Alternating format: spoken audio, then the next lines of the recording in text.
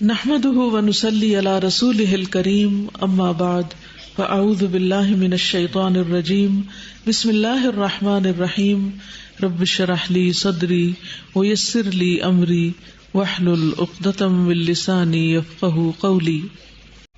جہاں ایک طرف قبر میں نعمتیں ہیں وہاں دوسری طرف قبر میں عذاب بھی ہے. سیدہ عائشہ رضی اللہ تعالیٰ عنہ سے روایت ہے کہ ایک یہودی عورت ان کے پاس آئی، اس نے عذاب قبر کا ذکر کیا تو عائشہ رضی اللہ تعالیٰ عنہ سے کہا کہ اللہ آپ کو عذاب قبر سے پناہ میں رکھے. اس پر عائشہ رضی اللہ تعالیٰ عنہ نے رسول اللہ صلی اللہ علیہ وسلم سے عذاب قبر کے بارے میں پوچھا. آپ صلی اللہ علیہ وسلم نے فرمایا ہاں عذاب قبر حق ہے. عائشہ رضی اللہ تعالیٰ عنہ نے بیان کیا کہ پھر میں نے کبھی ایسا نہیں دیکھا کہ رسول اللہ صلی اللہ علیہ وسلم نے کوئی نماز پڑھی ہو اور اس میں عذاب قبر سے اللہ کی پناہ نہ مانگی ہو. یہ کون دعا کر رہا ہے؟ نبی صلی اللہ علیہ وسلم. یہ دعا کہاں پڑھی جاتی کچھ پتا ہے آپ کو؟ تشہد کے بعد اللہم انی اعوذ بک من عذاب القبر واعوذ بک من عذاب جہنم واعوذ بک من فتنۃ المسیح الدجال واعوذ بک من فتنۃ المحیا والممات. جہاں ہم رب جلنی پڑھتے ہیں نا تو چاہے تو اس کی جگہ آپ پڑھ لیں، چاہے تو اس کے ساتھ پڑھ لیں، دونوں صورتیں کر سکتے ہیں. ٹھیک ہے، تو نبی صلی اللہ علیہ وسلم اس دعا کو ہمیشہ پڑھتے تھے. ہمیں بھی پڑھنی چاہیے اور قبر کے عذاب سے پناہ مانگنی چاہیے. نبی صلی اللہ علیہ وسلم اگر عذاب قبر سنوا دیتے تو لوگ دفن کرنا چھوڑ دیتے. سیدنا انس سے روایت ہے کہ نبی صلی اللہ علیہ وسلم نے فرمایا اگر مجھے یہ ڈر نہ ہوتا کہ تم لوگ اپنے مردوں کو دفن کرنا چھوڑ دو گے تو میں اللہ سے دعا کرتا کہ وہ تمہیں قبر کا عذاب سنا دے. سیدنا ابن مسعود سے روایت ہے کہ آپ صلی اللہ علیہ وسلم نے فرمایا بے شک مردوں کو ان کی قبروں میں عذاب دیا جاتا ہے یہاں تک کہ یقیناً جانور ان کی آوازیں سنتے ہیں. سیدنا زید بن ثابت سے روایت ہے کہ انہوں نے کہا کہ نبی صلی اللہ علیہ وسلم اپنے گدھے پر سوار ہو کر بنو نجار کے باغ میں جا رہے تھے اور ہم بھی آپ کے ساتھ تھے کہ اچانک وہ گدھا بدک گیا. قریب تھا کہ وہ آپ کو نیچے گرا دے، یعنی ایک دم سرکش ہو گیا. دیکھا تو وہاں 6 یا 5 یا 4 قبریں تھیں. آپ صلی اللہ علیہ وسلم نے فرمایا کیا کوئی ان قبر والوں کو جانتا ہے؟ تو ایک آدمی نے عرض کیا کہ میں جانتا ہوں. آپ نے فرمایا یہ لوگ کب مرے تھے؟ اس آدمی نے عرض کیا یہ لوگ شرک کی حالت میں مرے. تو آپ صلی اللہ علیہ وسلم نے فرمایا بے شک ان لوگوں کو ان کی قبروں میں عذاب ہو رہا ہے. اگر مجھے یہ خیال نہ ہوتا کہ تم لوگ اپنے مردوں کو دفن کرنا چھوڑ دو گے تو میں اللہ سے دعا کرتا کہ وہ تمہیں بھی قبر کا عذاب سنا دے جسے میں سن رہا ہوں. پھر آپ صلی اللہ علیہ وسلم نے اپنے چہرے کا رخ ہماری طرف کیا اور فرمایا تم لوگ آگ کے عذاب سے اللہ کی پناہ مانگو. انہوں نے یعنی صحابہ نے عرض کیا ہم آگ کے عذاب سے اللہ کی پناہ مانگتے ہیں. پھر آپ صلی اللہ علیہ وسلم نے فرمایا تم قبر کے عذاب سے اللہ کی پناہ مانگو. انہوں نے صحابہ نے عرض کیا ہم قبر کے عذاب سے اللہ کی پناہ مانگتے ہیں. پھر آپ نے فرمایا تم ہر قسم کے ظاہری اور باطنی فتنوں سے اللہ کی پناہ مانگو. انہوں نے عرض کیا ہم ہر قسم کے ظاہری اور باطنی فتنوں سے اللہ کی پناہ مانگتے ہیں. آپ نے فرمایا تم دجال کے فتنے سے اللہ کی پناہ مانگو. انہوں نے صحابہ نے عرض کیا ہم دجال کے فتنے سے اللہ کی پناہ مانگتے ہیں. یہاں سے یہ بھی پتہ چلتا ہے کہ نبی صلی اللہ علیہ وسلم کی جو تعلیم تھی وہ سچویشنل بھی ہوتی تھی. جس وقت جو سچویشن پیش آتی اس کے مطابق لوگوں کو تعلیم دیتے. سیدنا براء بن عازب رسول اللہ صلی اللہ علیہ وسلم سے روایت کرتے ہیں اور اس کے لیے آگ یعنی غیر مومن کے لیے آگ کی طرف سے ایک دروازہ کھول دیا جاتا ہے. آپ صلی اللہ علیہ وسلم نے فرمایا تو اس کی حرارت اور گرم ہوا اس کے پاس آتی ہے. فرمایا اور اس پر اس کی قبر اتنی تنگ کر دی جاتی ہے یہاں تک کہ اس کی پسلیاں ایک دوسرے میں پیوست ہو جاتی ہیں، یعنی آپس میں چڑ مڑ جاتی ہیں، جیسے یہ انگلیاں ایک دوسرے کے اندر چلی جاتی ہیں، ہڈی پسلی ٹوٹ جاتی ہے. سیدنا ابو ہریرہ سے روایت ہے کہتے ہیں کہ رسول اللہ صلی اللہ علیہ وسلم نے فرمایا ہر جہنمی اپنا ٹھکانہ جنت میں دیکھتا ہے تو وہ کہتا ہے کاش اللہ مجھے ہدایت دے دیتا، تو یہ بات اس کے لیے حسرت کا باعث بن جاتی ہے. یعنی لوگ جہنم دیکھ کے قبر میں کیا تمنا کریں گے، کیا کہیں گے، کاش مجھے دنیا میں ہدایت مل جاتی. آج لوگ ہدایت کی طرف نہیں آنا چاہتے، ہم ان کے لیے کڑتے ہیں، لیکن کل وہ اپنے لیے خود پریشان ہوں گے. تو اللہ کا شکر ہے جس نے ہمیں اس راستے کی ہدایت دی. اللہ تعالیٰ ہمیں اس پر استقامت عطا فرمائے، اس پر قائم رکھے اور ہمیں قبر کے عذاب سے محفوظ رکھے. جہنم سے لباس اور بستر آنا اور آگ کی طرف دروازہ کھلنا. سیدنا براء بن عازب رسول اللہ صلی اللہ علیہ وسلم سے روایت کرتے ہیں، غیر مومن کے جواب پر آسمان سے ایک منادی آواز لگاتا ہے کہ اس نے جھوٹ بولا، اس کے لیے آگ کا بستر بچھا دو اور آگ کا لباس پہنا دو اور اس کے لیے آگ کی طرف دروازہ کھول دو. سیدنا ابو ہریرہ سے روایت ہے، کہتے ہیں کہ رسول اللہ صلی اللہ علیہ وسلم نے فرمایا، پس زمین کو حکم دیا جاتا ہے کہ اس پہ مل جا، یعنی تنگ ہو جا، تو وہ زمین اس پر مل جاتی ہے تو اس کی پسلیاں ایک دوسرے میں پیوست ہو جاتی ہیں. پھر وہ شخص اسی عذاب میں مبتلا رہے گا یہاں تک کہ اللہ اسے اس کی اس جگہ سے اٹھا دے گا. یعنی تھوڑی دیر بھی جگہ تنگ ہو تو ہمارا دل گھبرانے لگتا ہے، کوئی کمرہ تنگ ہو، تنگی میں ہم کتنے پریشان ہوتے ہیں. تو آپ سوچئے کہ غیر مومن کے لیے، کافر یا منافق کے لیے قبر تنگ ہوگی اور اسی تنگی میں وہ رہے گا جیسے جیل خانے میں ہو. سیدنا ابو ہریرہ نبی صلی اللہ علیہ وسلم سے روایت کرتے ہیں کہ نبی صلی اللہ علیہ وسلم نے فرمایا، اور بے شک کافر کے پاس جب اس کے سر کی طرف سے آیا جاتا ہے تو وہاں کوئی چیز موجود نہیں ہوتی، پھر اس کی دائیں طرف سے آیا جاتا ہے تو وہاں کوئی چیز موجود نہیں ہوتی، پھر اس کی بائیں طرف سے آیا جاتا ہے تو کوئی چیز موجود نہیں ہوتی، پھر اس کے دونوں پاؤں کی طرف سے آیا جاتا ہے تو وہاں کوئی چیز موجود نہیں ہوتی، یعنی کوئی عمل نہیں ہوتا. اگر آپ پیچھے سے کتاب پڑھیں گے تو اس میں مومن کے بارے میں بتایا جاتا ہے کہ سر کی طرف سے نماز آ جائے گی، دائیں طرف سے صدقہ آ جائے گا جسے دائیں ہاتھ سے دیتا تھا، بائیں طرف سے امر بالمعروف نہی عن المنکر وغیرہ، اور پاؤں کی طرف سے اور بھی نیکیاں جو ہیں وہ اس کی آ جائیں گی. پھر اس کا نیک عمل اس کے ساتھ ہوگا، جو قرآن اس نے پڑھا ہوگا وہ اس کے پاس ہوگا، یعنی جو جو اچھے کام کیے ہوں گے وہ قبر میں سارے اس کے لیے قبر کو خوبصورت بنائیں گے. لیکن کافر اور منافق چونکہ اس کا عقیدہ ہی ٹھیک نہیں تھا تو اس نے جو نیکیاں کی وہ بھی ضائع ہو گئی، یا دنیا میں اس کو اس کا اجر مل گیا اور آخرت میں اس کے لیے کچھ بھی نہیں ہوگا. اعمال کا انتہائی کبھی شکل میں آنا. سیدنا براء بن عازب نبی صلی اللہ علیہ وسلم سے روایت کرتے ہیں، اور اس کے پاس ایک بدصورت آدمی گندے کپڑے والا بدبودار شخص آتا ہے. وہ کہتا ہے، اس چیز کی خوشخبری پاؤ جو تمہیں بری لگتی ہے، تو یہ تیرا وہی دن ہے جس کا تجھ سے وعدہ کیا گیا تھا. تو وہ پوچھتا ہے کہ تو کون ہے؟ تیرے چہرے سے شر کی خبر معلوم ہوتی ہے. وہ کہتا ہے، میں تیرا گندا عمل ہوں. وہ کہتا ہے، میرے رب تو قیامت قائم نہ کرنا. مومن کیا چاہتا ہے؟ اے رب قیامت قائم کر. اور کافر چاہے گا کہ قیامت قائم نہ ہو. سیدنا براء ابن عازب رسول اللہ صلی اللہ علیہ وسلم سے روایت کرتے ہیں، پھر اس پر ایک اندھا بہرا فرشتہ مقرر کر دیا جاتا ہے. اس کے پاس لوہے کا ایک ایسا گرز ہیمر ہوتا ہے کہ اگر اسے پہاڑ پہ مارا جائے تو پہاڑ ریزہ ریزہ ہو جائے، اتنی زور کی پٹائی ہوتی. فرمایا پھر وہ اس گرز سے اس کو مارتا ہے اور اس کی مار کی آواز کو مشرق و مغرب کے درمیان کی ہر چیز سنتی ہے سوائے جن و انس کے. پھر وہ مردہ بھی مٹی ہو جاتا ہے، پھر اس میں روح لوٹا دی جاتی ہے. بار بار وہ مرتا اور جیتا ہے اور اس مصیبت سے گزرتا ہے. لوہے کے ہتھوڑے سے دونوں کانوں کے درمیان یعنی گدی پر مار پڑنا. سیدنا انس رضی اللہ تعالیٰ عنہ نبی صلی اللہ علیہ وسلم سے روایت کرتے ہیں کہ نبی صلی اللہ علیہ وسلم نے فرمایا، پھر اس کے دونوں کانوں کے درمیان لوہے کے ہتھوڑے سے ایک ضرب لگائی جاتی ہے تو وہ زور سے چیخ اٹھتا ہے. اس کی چیخ و پکار کو جن و انس کے علاوہ اس کے آس پاس کی تمام مخلوق سنتی ہے. قبر میں کیڑے پکوڑوں اور سانپ کا ڈسنا اور نوچنا. سیدنا ابو ہریرہ سے روایت ہے، انہوں نے کہا کہ رسول اللہ صلی اللہ علیہ وسلم نے فرمایا، پھر اسے کہا جاتا ہے سو جا جیسے منحوش سوتا ہے. راوی کہتے ہیں میں نے ابو ہریرہ سے کہا منحوش سے کیا مراد ہے؟ انہوں نے کہا اس سے مراد وہ آدمی جسے کیڑے مکوڑے اور سانپ ڈستے اور نوچتے رہتے ہیں. پھر اس پر اس کی قبر تنگ کر دی جاتی ہے. 99 گنجے سانپوں کا مسلط کیا جانا. سیدنا ابو ہریرہ رسول اللہ صلی اللہ علیہ وسلم سے روایت کرتے ہیں کہ آپ نے فرمایا، کیا تم جانتے ہو یہ آیت کس بارے میں نازل ہوئی؟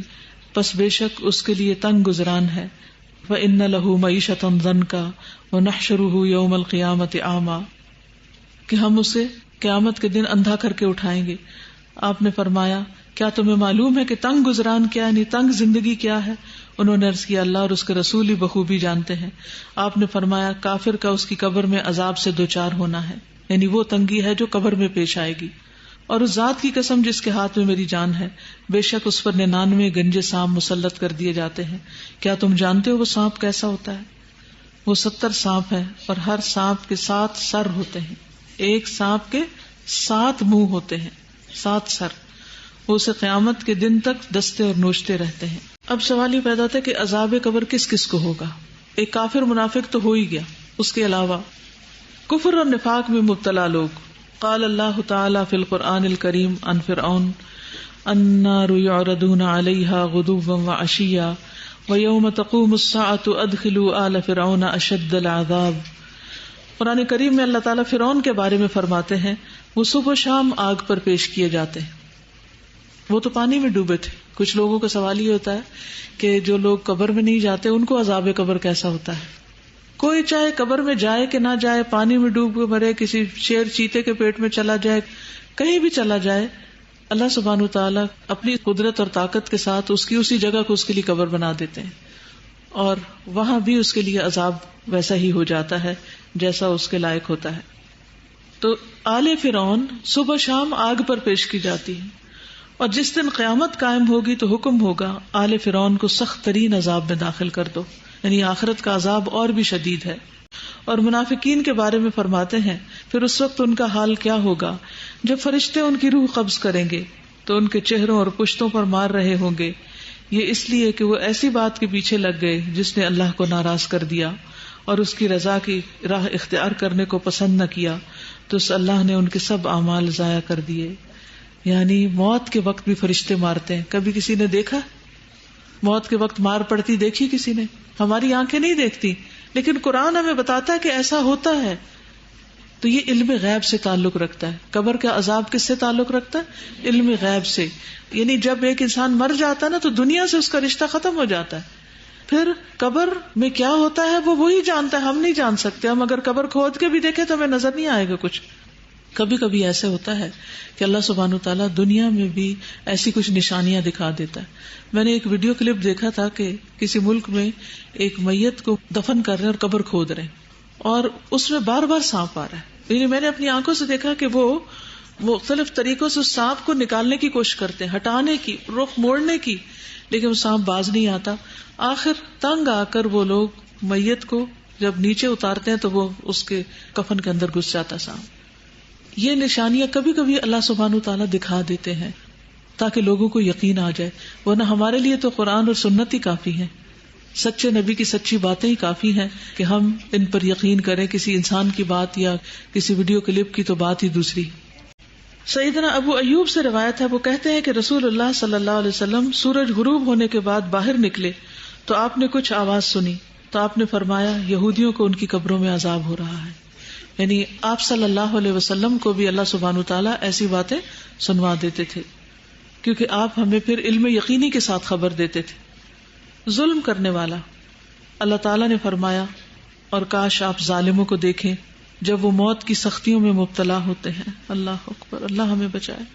اور فرشتے ان کی طرف اپنے ہاتھ پھیلائے ہوئے ہوتے ہیں اور کہتے ہیں لاؤ اپنی جانیں نکالو، آج تم ذلت کے عذاب کا بدلہ دیے جاؤ گے اس وجہ سے کہ تم اللہ پر ناحق باتیں کہتے تھے اور تم اس کی آیات سے تکبر کرتے تھے.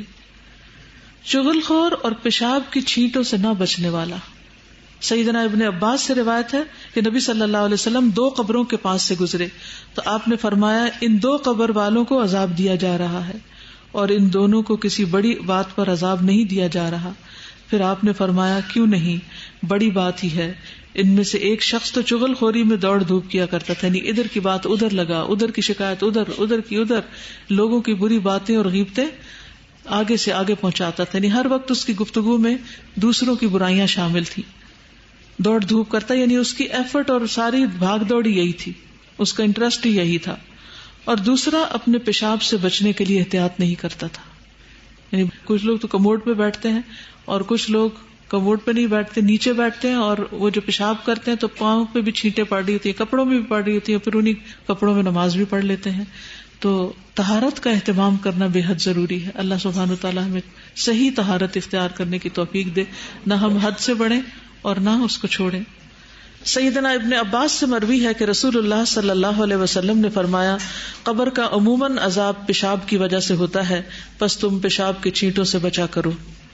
مظلوم کی مدد نہ کرنے والا اور بغیر وضو کے نماز پڑھنے والا. سیدنا ابن مسعود سے روایت ہے کہ آپ صلی اللہ علیہ وسلم نے فرمایا اللہ کے بندوں میں سے ایک بندے کے بارے میں حکم دیا گیا کہ اسے قبر میں 100 کوڑے لگائے جائیں. وہ تخفیف کا سوال کرتا رہا اور دعا کرتا رہا یہاں تک کہ 1 کوڑا باقی رہ گیا، باقی معاف کر دیے گئے. جب اسے یہ 1 کوڑا لگایا گیا تو اس پر اس کی قبر آگ سے بھر گئی. پھر جب اسے سزا کا اثر زائل ہوا تو اس نے فرشتوں سے کہا تم نے کس بنا پہ مجھے کوڑا لگایا؟ انہوں نے کہا تم نے ایک نماز بغیر وضو کے پڑھی تھی اور تم ایک مظلوم کے پاس سے گزرے تھے, تم نے اس کی مدد نہیں کی تھی, یعنی تمہارے سامنے کسی کی پٹائی ہو رہی تھی اور تم نے روکا نہیں اس کو. تو ہمیں اپنی ساری زندگیوں کا جائزہ لینا ہے, اور جہاں جہاں ہمارے اعمال قرآن و سنت سے ٹکراتے ہیں وہاں ان سے بچنا ہے اور اللہ سے ہر وقت توبہ کرتے رہنا ہے.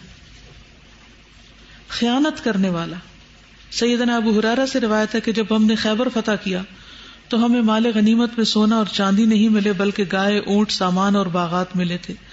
پھر ہم رسول اللہ صلی اللہ علیہ وسلم کے ساتھ وادی قرا کی طرف لوٹے اور آپ کے ہمراہ آپ کا غلام تھا جس کو مدغم کہا جاتا تھا, جو بنو ذباب کے ایک آدمی نے آپ کو ہدیے میں دیا تھا. اس دوران کہ وہ رسول اللہ صلی اللہ علیہ وسلم کا کجاوا اتار رہا تھا کہ اچانک نامعلوم سمت سے ایک تیر آ کر اس غلام کو لگ گیا.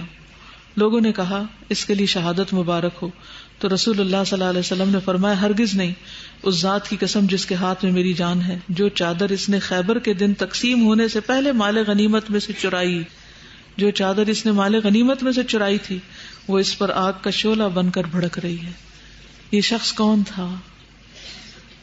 مومن تھا نا, کون تھا؟ نبی صلی اللہ علیہ وسلم کی خدمت کرتا تھا, اتنا بڑا اعزاز اس کو حاصل تھا, لیکن اس کے ساتھ اس نے ناسمجھی کی وجہ سے کیا کیا؟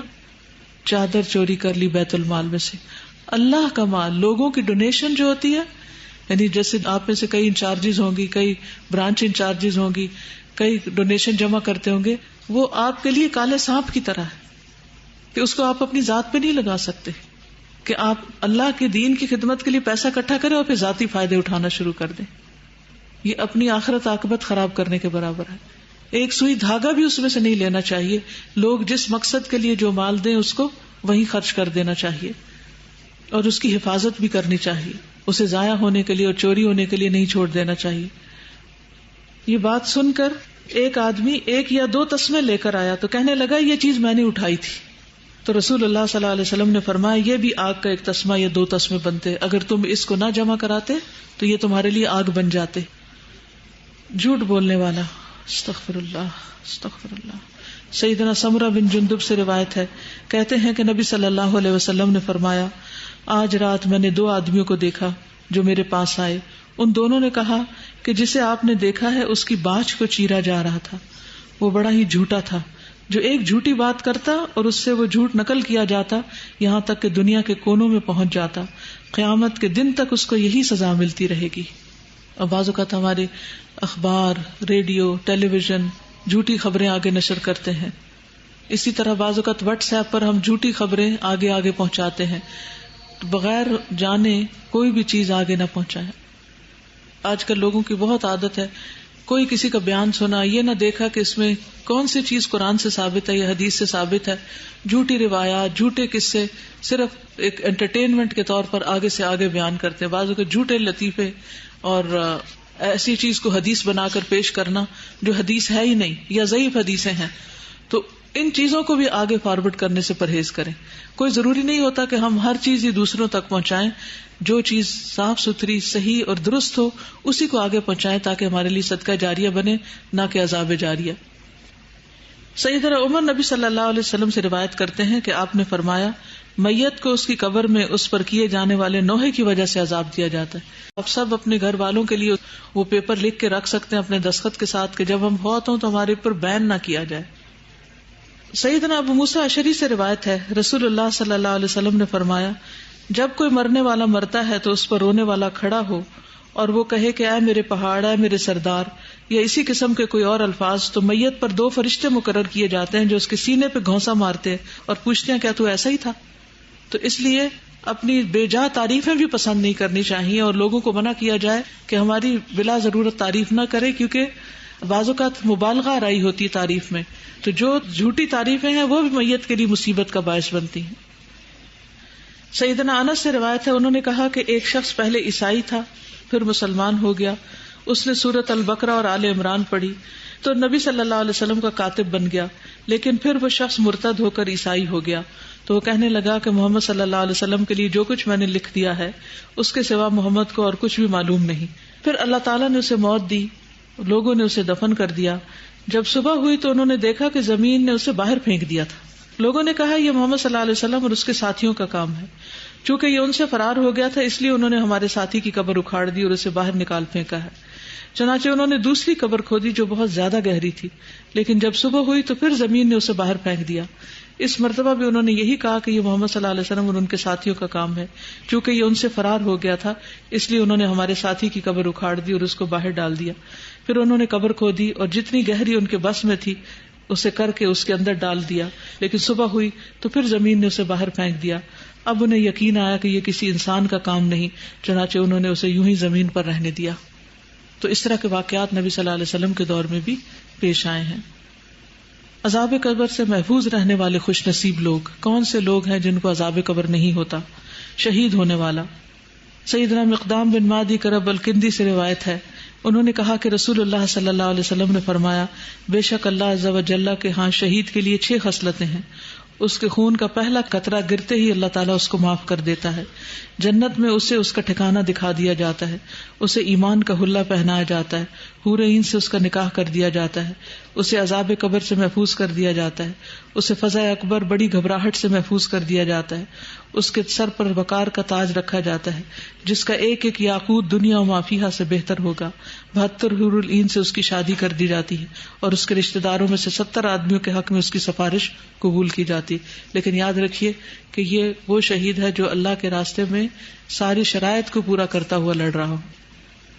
سورۃ ملک پڑھنے والا. سیدنا عبداللہ بن مسعود سے مرفوع روایت ہے کہ سورۃ تبارک قبر کے عذاب سے روکنے والی ہے. کس کس کو زبانی یاد ہے؟ ماشاءاللہ ایک بڑی تعداد کو. دن میں ایک دفعہ کم از کم ضرور پڑھیں اور رات کو سوتے ہوئے پڑھ لیں تو کیا ہی اچھا ہے. اور اگر یاد نہیں تو آپ دیکھ کے بھی پڑھ سکتے ہیں. اور دیکھنے کے لیے اگر آپ بیٹھ کے نہیں پڑھتے کہ بیٹھ کے یعنی آپ کو نیند آ رہی ہے کچھ، تو الہدا کی جو ایپس بنی ہوئی ہیں، اپلیکیشنز ہیں اسمارٹ فونز کے اندر، اس میں سونے جاگنے کے آداب کی اپلیکیشن ہے. تو اس اپلیکیشن میں جو سورۃ الملک اور سورۃ السجدہ اور زمر اور بنی اسرائیل ہے جو نبی صلی اللہ علیہ وسلم رات کو پڑھتے تھے وہ بھی ہیں اور ان کے آڈیو بھی ہے. تو اگر آپ سے ساری نہیں پڑھی جاتی تو سونے سے پہلے آپ ان کو پلے کر کے سو سکتے ہیں تاکہ جب تک آپ کی آنکھ نہ لگے آپ ان کو سنتے ہی رہیں. یعنی کوشش کرنی چاہیے کہ جتنا پڑھ سکے پڑھے، لیکن اگر ہمت نہ ہو تو جتنا سن سکیں اتنا سن بھی لیں. لیکن سورۃ ملک تو کم از کم اپنے منہ سے بول کے پڑھیں، اسے صرف سننے پر اکتفا نہ کریں. پیٹ کے مرض سے فوت ہونے والا. سلیمان بن سرد اور خالد بن اطرفہ بیٹھے ہوئے تھے کہ ایک ایسے شخص کا ذکر کیا گیا جو پیٹ کی بیماری سے مرا.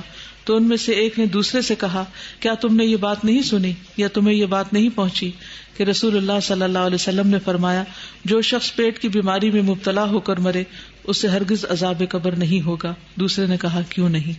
یعنی یہ بھی ایک اچھی علامت ہے. سرحد کی حفاظت کرنے والا. سیدنا سلیمان نبی صلی اللہ علیہ وسلم سے روایت کرتے ہیں کہ آپ نے فرمایا، ایک دن اور ایک رات سرحد پر پہرا دینا 1 مہینے کے روزوں اور اس کے قیام سے افضل ہے. ایسا روزے دار جو افطار نہیں کرتا اور ایسا قیام کرنے والا جو تھکتا نہیں. اور اگر وہ اللہ کی راہ میں سرحد کی حفاظت کرتے ہوئے فوت ہو جائے تو اس کے اچھے عمل اس پر جاری رکھے جائیں گے یہاں تک کہ وہ دوبارہ اٹھایا جائے اور وہ قبر کے عذاب سے بچا لیا جاتا ہے. جمعے کے دن یا رات کو فوت ہونے والا، اس کی بھی دعا مانگنی چاہیے کہ اللہ ہمیں جمعے کی موت نصیب فرما. سیدنا عبداللہ ابن عمر سے روایت ہے، انہوں نے کہا کہ رسول اللہ صلی اللہ علیہ وسلم نے فرمایا، جو مسلمان جمعے کے دن یا جمعے کی رات کو فوت ہو جائے گا اللہ اسے قبر کی آزمائش سے بچا لے گا. اب آخر میں ہم دعا کر لیتے ہیں اچھی موت کے حصول کی دعائیں. میں دعا پڑھوں گی، آپ سب آمین کہیں گے. سبحان اللہ والحمد للہ ولا الہ الا اللہ واللہ اکبر ولا حول ولا قوة الا باللہ العلی العظیم. فاطر السماوات والارض انت ولی فی الدنیا والآخرہ توفنی مسلما والحقنی بالصالحین. ربنا افرغ علینا صبرا وتوفنا مسلمین. ربنا فاغفر لنا ذنوبنا وکفر عنا سیئاتنا وتوفنا مع الابرار. رب هب لی حکما والحقنی بالصالحین. اللہم توفنا مسلمین واحینا مسلمین والحقنا بالصالحین غیر خزایا ولا مفتونین. اللہم ارزقنی شہادتا فی سبیلک واجعل موتی فی بلد رسولک صلی اللہ علیہ وسلم.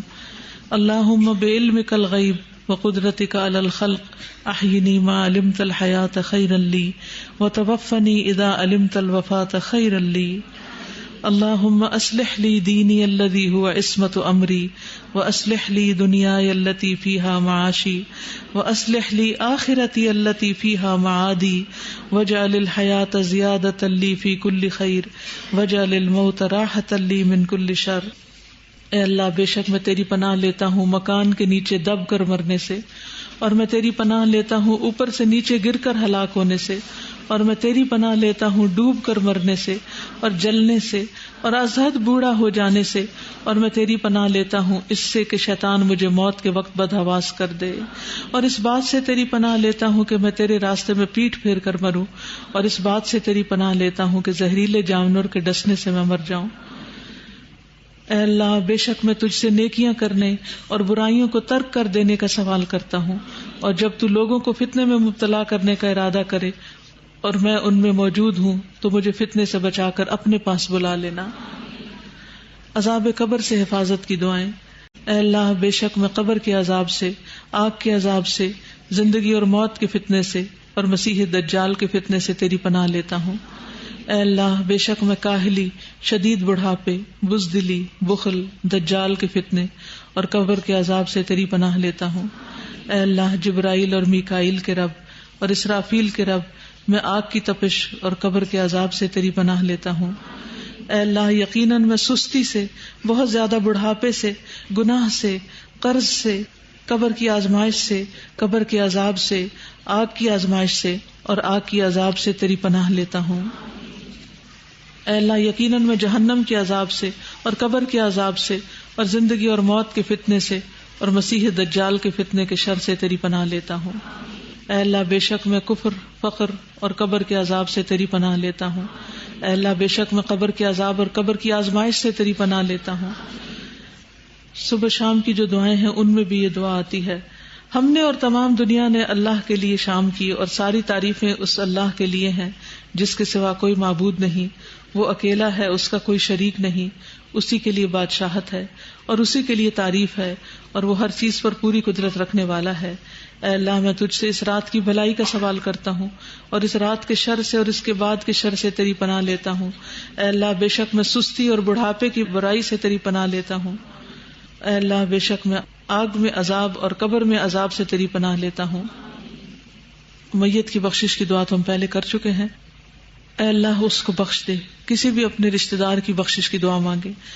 اے اللہ، اس کو بخش دے اور اس پر رحم فرما اور اسے عافیت عطا فرما اور اس سے درگزر فرما اور اس کی بہترین مہمان نوازی فرما اور اس کی قبر کو کشادہ فرما، اسے پانی، اولوں اور برف سے دھو دے اور اسے خطاؤں سے اسی طرح صاف کر دے جس طرح تو سفید کپڑے کو میل کچیل سے صاف کرتا ہے، اور اسے اس کے گھر کے بدلے بہتر گھر عطا فرما، اس کے گھر والوں سے بہتر گھر والے عطا فرما، اس کے زوج سے بہتر زوج عطا فرما، اسے جنت میں داخل فرما، اسے قبر کے عذاب سے اور آگ کے عذاب سے بچا لے۔ میت کے لیے فتنہ قبر سے بچنے کی دعا، یعنی کسی بھی جو آپ کے رشتہ دار قبر میں ہیں ان سب کی نیت کر کے یہ دعا کریں۔ اللہم ان فلان ابن فلان فی ذمتک فقہ فتنۃ القبر۔ بچے کو عذاب قبر سے محفوظ رکھنے کی دعا۔ اللہم اعذہ من عذاب القبر۔ ربنا آتنا فی الدنیا حسنۃ وفی الآخرۃ حسنۃ وقنا عذاب النار۔ اللہم انی اسألک العافیۃ فی الدنیا والآخرہ۔ ربنا اغفر لی ولوالدی وللمؤمنین یوم یقوم الحساب۔ ربنا لا تزغ قلوبنا بعد اذ ہدیتنا وہب لنا من لدنک رحمہ انک انت الوہاب۔ ربنا انک جامع الناس لیوم لا ریب فیہ ان اللہ لا یخلف المیعاد۔ ربنا وآتنا ما وعدتنا على رسلك ولا تخزنا يوم القيامة إنك لا تخلف الميعاد۔ اللهم لا تخزني يوم القيامة اللهم لا تخزني يوم القيامة اللهم لا تخزني يوم القيامة اللهم إني أعوذ بك من ضيق الدنيا وضيق يوم القيامة۔ اے اللہ، بے شک میں تیری پناہ لیتا ہوں دنیا کی تنگی سے اور قیامت کے دن کی تنگی سے۔ یا رب العالمین، تو ہم سب کی عاقبت اچھی کر دے۔ یا اللہ، یہ جو تیرا پیغام آگے پہنچایا ہے، اللہ یہ مشن، یہ سلسلہ جاری رہے، تو اس کی حفاظت فرما، تو اس کے بہترین وارث پیدا فرما دے۔ یا رب العالمین، تو ہماری کوتاہیوں سے درگزر فرما۔ اللہ، ہمیں ہماری برائیوں سے بچا۔ اللہ، ہمارے والدین پر اپنی رحمت فرما، جو بیمار ہیں انہیں صحت عطا فرما، جو دکھی ہیں ان کے دکھ دور فرما دے۔ ربنا تقبل منا انك انت السميع العليم وتب علينا انك انت التواب الرحيم وصلى الله تعالى على خير خلقه محمد وعلى آله واصحابه واهل بيته اجمعين برحمتك يا ارحم الراحمين.